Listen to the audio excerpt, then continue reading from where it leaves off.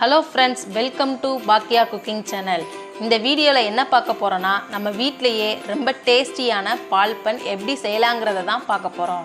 Video ஃபுல்லா பாருங்க. இதுவரைக்கும் நம்ம சேனலை சப்ஸ்கிரைப் பண்ணாதவங்க மறக்காம சேனலை சப்ஸ்கிரைப் பண்ணிக்கோங்க. கூடவே பக்கத்துல இருக்க பெல் பட்டனையும் பிரஸ் பண்ணிக்கோங்க.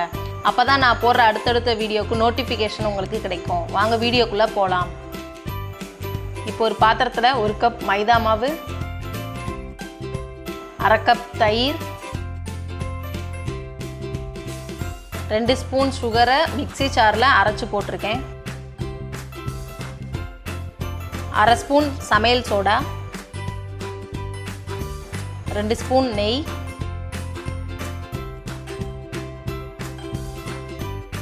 இதெல்லாம் சேர்த்து நல்லா பிசைஞ்சுக்கலாம்.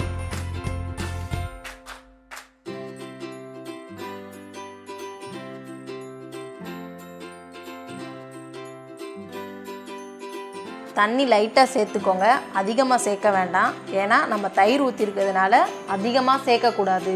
ஏன்னா நீங்கள் எண்ணெயில் போடுறப்ப மாவு வந்து தண்ணியாக இருக்கக்கூடாது. நீங்கள் உளுந்த வடை போடுவீங்கள அந்த மாவு பதத்துக்கு இந்த மாவும் இருக்கணும். இன்னும் கொஞ்சம் தண்ணி சேர்த்துக்கலாம். இந்த மாதிரி மாவை பிசைஞ்சு எடுத்துக்கலாம். அதோட 2 ஏலக்காவை தட்டி சேர்த்துக்கலாம். ஒரு 20 நிமிஷம் இதை அப்படியே வச்சிருங்க.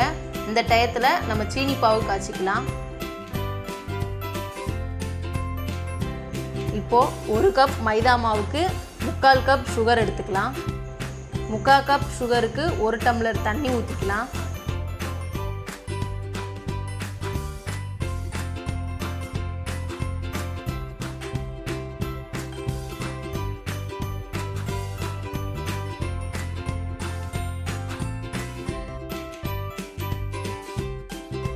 இந்த மாதிரி பபிள்ஸ் வர வரைக்கும் காய்ச்சிக்கோங்க. லேசான கம்பி பதம் இருந்தால் போதும்.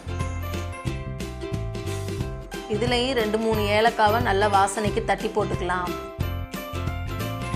இப்போ ஒரு கடாயில் தேவையான அளவு எண்ணெய் ஊற்றிக்கலாம்.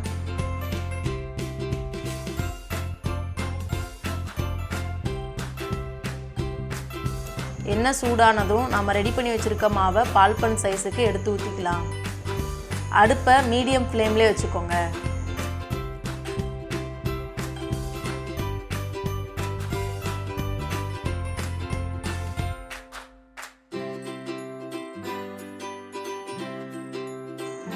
வெந்துருச்சுன்னா அதுவே மேலே வரும். அப்போ நம்ம திருப்பி போட்டுக்கலாம்.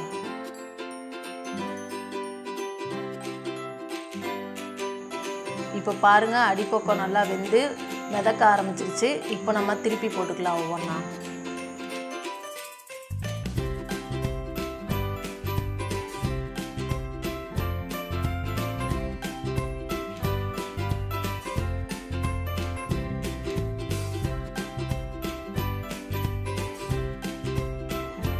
மாற்றி மாற்றி 2 பக்கமும் ஒரே போல் வேகிற மாதிரி திருப்பி போட்டுக்கிட்டே இருங்க.